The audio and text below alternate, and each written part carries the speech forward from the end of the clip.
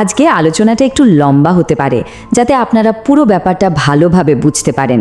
আর যদি আমাদের এই প্রচেষ্টা আপনাদের ভালো লেগে থাকে, তাহলে চ্যানেলটা সাবস্ক্রাইব করে লাইক, কমেন্ট আর শেয়ার করতে ভুলবেন না। তো চলুন আজ আমরা ডুব দিই বাংলা সাহিত্যের অন্যতম সেরা একটা ভৌতিক গল্পে, হেমেন্দ্র কুমার রায়ের লেখা মিসেস কুমুদিনী চৌধুরীর হাড় হিম করা জগতে। গল্পটা শুরু হচ্ছে আমাদের কথককে নিয়ে, যিনি পেশায় একজন ঔপন্যাসিক।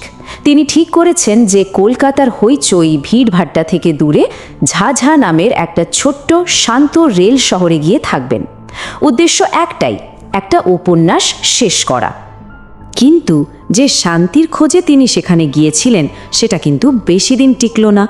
খুব তাড়াতাড়ি ওনার জীবনে এমন কিছু অদ্ভুত আর রহস্যময় চরিত্রের আনাগোনা শুরু হলো।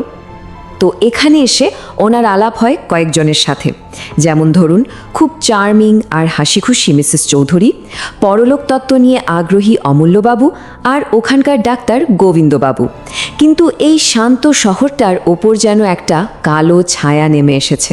কারণটা হলো শহরে হঠাৎ করেই রক্ত স্বল্পতা বা অ্যানিমিয়াতে ভোগে মানুষের মৃত্যুর হার সাংঘাতিকভাবে বেড়ে গেছে। আর এই অমূল্য বাবুই, যিনি কিনা অলৌকিক ব্যাপার স্যাপার নিয়ে অনেক পড়াশোনা করেছেন, তিনি কিন্তু মনে মনে বিশ্বাস করতেন যে এই সব রহস্যময় মৃত্যুর পেছনে একটা ভয়ঙ্কর কিছু লুকিয়ে আছে। আর ঠিক তখনই কথক একটা খুব সাধারণ কিন্তু গল্পের জন্য সবচেয়ে জরুরি প্রশ্নটা করে বসেন, আচ্ছা এই পিশাচ জিনিসটা আসলে কি? অমূল্যবাবু তখন বোঝালেন, দেখুন পিশাচ কিন্তু কোনো সাধারণ ভূতপ্রেত নয়, এটা হলো একটা জীবন্ত মৃতদেহ, একটা রিঅ্যানিমেটেড কর্পস, যেটা কিনা শুধু জ্যান্ত মানুষের রক্তের তেষ্টায় ঘুরে বেড়ায়। আর ঠিক এই জায়গাতেই অমূল্যবাবু তার আসল বোমাটা ফাটালেন। তিনি বললেন তার দৃঢ় বিশ্বাস যে এই প্রাচীন অশুভ শক্তি মানে পিশাচের উপদ্রব সম্প্রতি এই ঝাঝা শহরেই শুরু হয়েছে, আর শহরের এই অস্বাভাবিক মৃত্যুর কারণও এটাই। এতক্ষণ যা কিছু শুধু কথার কথা ছিল, মানে বইয়ে পড়া তথ্য ছিল, সেটা এবার যেন চোখের সামনে ভয়ঙ্কর সত্যি হয়ে উঠতে শুরু করলো। এই ভয়টা আরও জাঁকিয়ে বসল যখন কথকের নিজের চেনা জানা একটা ছেলে, মালির ছেলে গদাধর, হঠাৎ করে এই অদ্ভুত রোগে শয্যাশায়ী হয়ে পড়ল। আর যখন অমূল্যবাবু ছেলেটাকে দেখতে গেলেন, তিনি ছেলেটার গলায় এমন একটা অদ্ভুত দাগ খুঁজে পেলেন যেটা দেখে তার মুখটা একদম ফ্যাকাশে হয়ে গেল। তিনি যা ভয় পাচ্ছিলেন ঠিক তাই। শুধু তাই না, সেই রাতে যখন বাইরে প্রচণ্ড ঝড় বৃষ্টি চলছে, কথক নিজের জানালার বাইরে দেখলেন এক ভয়ঙ্কর মূর্তি, যার চোখ দুটো যেন আগুনের মতো জ্বলছে।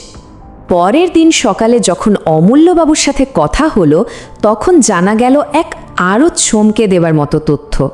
অমূল্যবাবুও নাকি ঠিক একই মূর্তি দেখেছিলেন তার দোতলার জানালায়, আর তিনি তাকে চিনতেও পেরেছিলেন। মূর্তিটা ছিল মিসেস কুমুদিনী চৌধুরীর। কিন্তু এটা কিভাবে সম্ভব? অমূল্যবাবু আরও খোঁজখবর নিয়ে যা জানতে পারলেন তা এক কথায় অবিশ্বাস্য। একটা টেলিগ্রাম থেকে জানা গেল যে মহিলাকে তারা মিসেস চৌধুরী বলে চেনে, তিনি আসলে অনেক দিন আগেই মারা গেছেন। এবার চলুন গল্পের সেই অংশে যাই যেখানে মনে হয়েছিল এই ভয়ঙ্কর নাটকের হয়তো শেষ হতে চলেছে। পরদিন সকালেই যখন ওনারা মিসেস চৌধুরীর মুখোমুখি হলেন, তখন দেখলেন যে সে যেন কোণঠাসা হয়ে পড়েছে। আর সবচেয়ে বড় প্রমাণ ছিল তার হাতে একটা তাজা ব্যান্ডেজ, ঠিক সেই হাতে যেটা অমূল্যবাবু আগের রাতে জানালার পাল্লায় চেপে থেতলে দিয়েছিলেন। ধরা পড়ে গেছে বুঝতে পেরে সে পাগলের মতো পালাতে শুরু করে, আর আতঙ্কে দৌড়াতে গিয়ে সে সোজা চলে আসে একটা ছুটে আসা ট্রেনের সামনে। আর সেখানেই ট্রেনের ধাক্কায় তার শরীরটা ছিন্ন ভিন্ন হয়ে যায়। তো সবাই ভাবল, যাক আপদটা তালে চুকেছে, ওর দেহাবশেষ কবর দেওয়া হলো। কিন্তু আসলে তারা বিরাট ভুল করছিল। কারণ আশ্চর্যের বিষয় হলো ওই পিশাচটা ধ্বংস হয়ে যাওয়ার পরেও শহরে কিন্তু রক্তাল্পতায় মৃত্যুর সংখ্যা একটুও কমল না। মানুষ ঠিক আগের মতোই মরতে লাগলো। এর কিছুদিন পর এক ভরা চাঁদের রাতে কথক যা দেখলেন তাতে তার রক্ত জল হয়ে গেল। তিনি দেখলেন মিসেস চৌধুরীকে, কিন্তু এবার সে হাঁটছে না। তার শরীরটা যেন মেঘের মতো হাওয়ায় ভেসে ভেসে শহরের কবরস্থানের দিকে এগিয়ে যাচ্ছে। তখন তারা বুঝতে পারল যে আসল বিপদটা এখনও কাটেনি, পিশাচটা ধ্বংস হয়নি। তাই এবার তারা ঠিক করলো এর একেবারে গোড়ায় গিয়ে একে শেষ করতে হবে। অমূল্য বাবু তখন একটা পাকা প্ল্যান তৈরি করলেন, একদম 4টে স্টেপের একটা নিখুঁত পরিকল্পনা। 1, সারা রাত কবরস্থানে পাহারা দিতে হবে। 2, ভোরবেলায় পিশাচটা যখন নিজের কফিনে ফিরবে তার জন্য অপেক্ষা করতে হবে। 3, কফিনটা খুঁড়ে বের করতে হবে। আর 4, ভেতরের ওই জীবনমৃত শরীরটাকে চিরদিনের মতো শেষ করে দিতে হবে। আর প্ল্যান মতো যখন তারা কফিনটা খুলল, ভেতরের দৃশ্যটা ছিল ভয়ঙ্কর। মিসেস চৌধুরীর শরীরটা একদম তাজা, যেন একটু আগেই মারা গেছে। ঠোঁটে লেগে আছে টাটকা রক্ত, আর সবচেয়ে ভয়ঙ্কর তার চোখ দুটো ছিল একেবারে খোলা, যেন সরাসরি ওদের দিকেই তাকিয়ে আছে। এক মুহূর্ত দেরি না করে অমূল্যবাবু শাবলটা সোজা গেঁথে দিলেন ওর বুকের মধ্যে, আর সাথে সাথেই ইঞ্জিনের বাঁশির মতো একটা তীব্র তীক্ষ্ণ আর্তনাদ করে উঠল শরীরটা।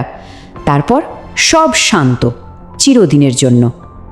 গল্পটা এখানেই শেষ হয়ে যায়, কিন্তু একটা প্রশ্ন ঠিকই থেকে যায়, তাই না? যদি কোনো ভয়ঙ্কর দানব এমন একজন মিষ্টি বন্ধু ভাবাপন্ন মানুষের রূপ ধরে আমাদের মাঝে ঘুরে বেড়াতে পারে, তাহলে আমরা সত্যি কাকে বিশ্বাস করব? আমাদের খুব কাছের মানুষদের আড়ালেও কি এমন কোনো অন্ধকার লুকিয়ে থাকতে পারে?